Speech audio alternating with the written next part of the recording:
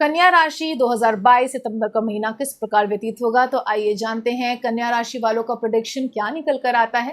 लेकिन इससे पूर्व भी मैं आप सभी को सूचित कर देना चाहती हूँ कि हम जो राशिफल लेते हैं वो सनातन धर्म के हिसाब से, चंद्र राशि के हिसाब से लेते हैं। दैट इज आपके जन्म पत्रिका, आपके हॉरोस्कोप के हिसाब से जो आपकी राशि निकल कर आती है उसी के हिसाब से हम आपका प्रेडिक्शन ले रहे हैं। कृपया इसको सन साइन से कंफ्यूज मत कीजिएगा। तो आइए जानते हैं कन्या राशि वालों के लिए सितंबर का महीना 2022 किस प्रकार व्यतीत होता है। तो सुनिए, ये महीना धन दृष्टिकोण से बहुत ही उत्तम व्यतीत होगा।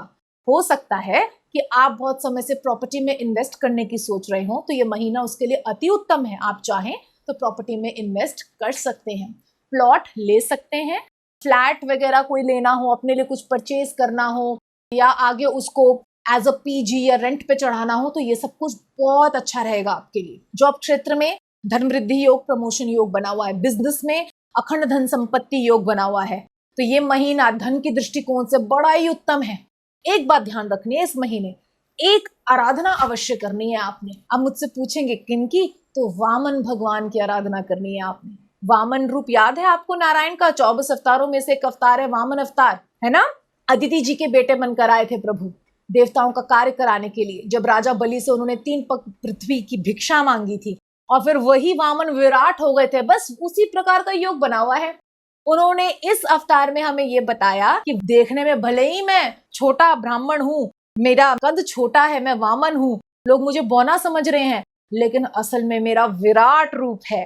तो ये बताना चाहते हैं कि हृदय से आप अपने आत्मा को परमात्मा के रूप में चिंतन करते हुए अगर हमेशा ये समझे कि मैं तो कुछ हुई नहीं, मैं मेरा वामन है, मैं मेरा बौना है ही नहीं, फिनिश्ड है, खत्म हो रहा है, छोटा है, तो वही आप परमात्मा से मिल जाते हैं। और परमात्मा तो है ही विश्वरूप, तो फिर वो विश्वरूप ही आपको संचालित करता है, आपके अंदर वो ओज डालता है और आपकी जिंदगी में नाना प्रकार की पॉसिबिलिटीज लेकर आता है।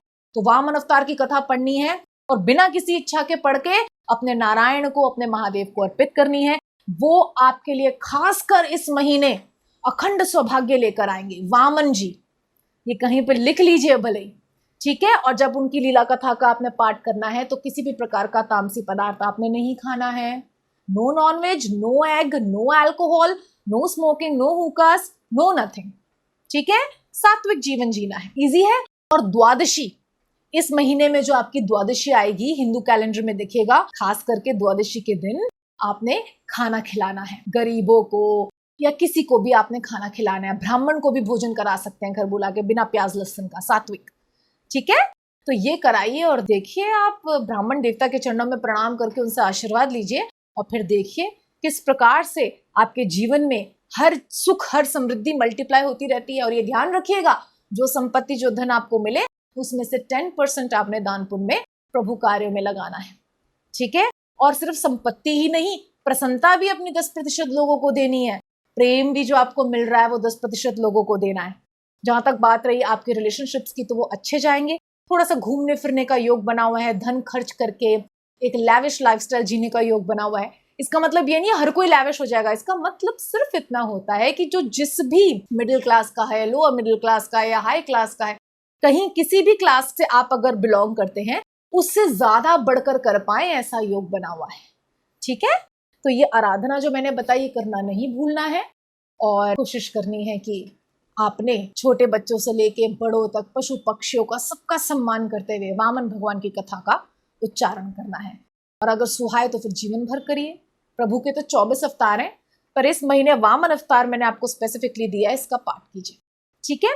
आ जाते हैं हम स्टूडेंट्स की तरफ। तो स्टूडेंट्स बहुत फोकस है पढ़ाई में, कीजिए। वो पढ़ाई आपको आगे जाके धन उत्पन्न करने में बहुत बहुत फायदा देगी। बिजनेस में अच्छा योग, स्टूडेंट्स की जिंदगी में अच्छा योग, एंट्रेंस दे रहे हैं क्लियर कर जाएंगे, सब कुछ बहुत सुखद है।